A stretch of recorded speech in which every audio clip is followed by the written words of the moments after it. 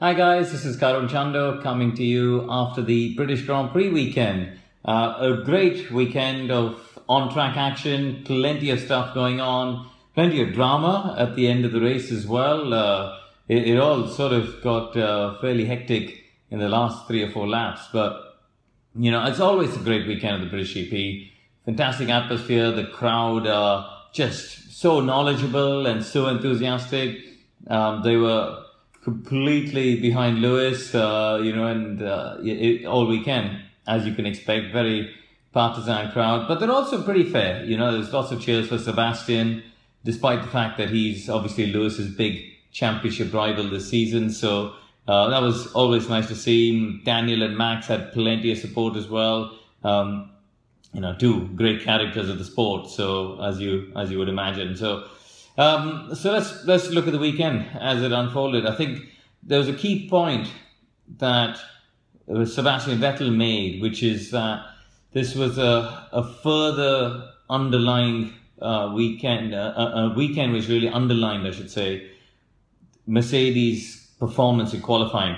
I think it is no question about it that they've made a huge step when it comes to turning the engines up and unlocking extra performance. We saw it in Austria, we saw it in Baku, we saw it to some extent in Canada, and again here in Silverstone. They're finding, a good sort of half second or so, which is a massive chunk, just in straight line performance. And it's quite clear that towards the end of the straight, once you get to sort of 6th, 7th gear, 8th gear, the top end of it, could be a bit of drag involved, maybe with a Ferrari, but for whatever reason, the Mercedes is pulling a huge amount of lap time on the straight compared to Ferrari. And once you qualify in front, then you dictate the race. You make the start and you control the race, and you dictate the strategy. You dictate when you're pitting, and therefore other people are pitting. You're able to run in free air, so you're doing less damage to your tires.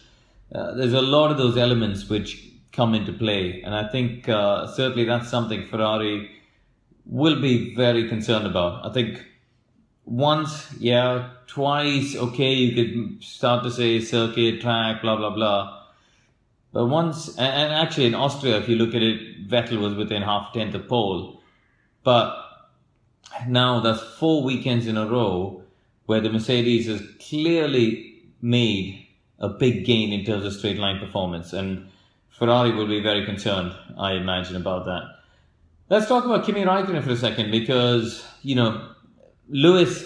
Well, actually, let's start with Lewis. Undoubtedly, the star of the weekend arrived here under big pressure, missed the F1 Live event in London, which I still believe was a mistake. I think he should have gone, and I think privately he perhaps realizes that it was a mistake, and really he should have maybe underestimated how big the event was going to be, but whatever, bygones be bygones.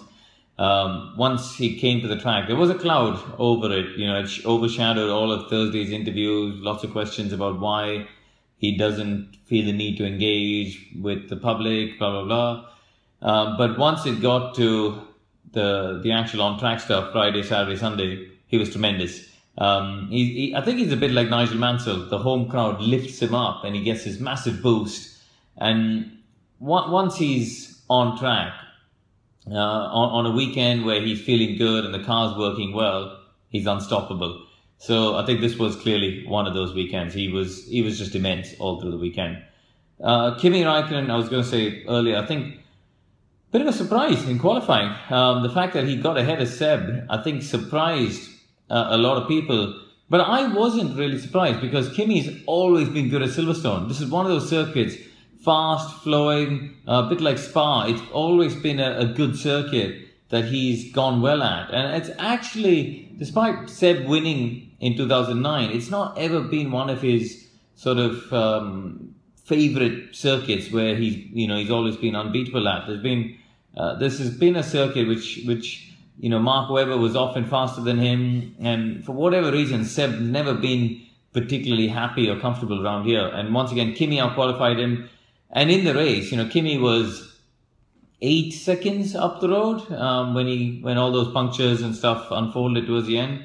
So really, it was a very convincing weekend. And actually, in that first stint, the way Kimi went away with Lewis, Lewis was 3 or 4 seconds up the road, but both those guys, they were a full 12 seconds ahead of the rest of the pack, and eventually Valtteri came through. But I think that was a really strong, convincing weekend from Kimi Räikkönen, and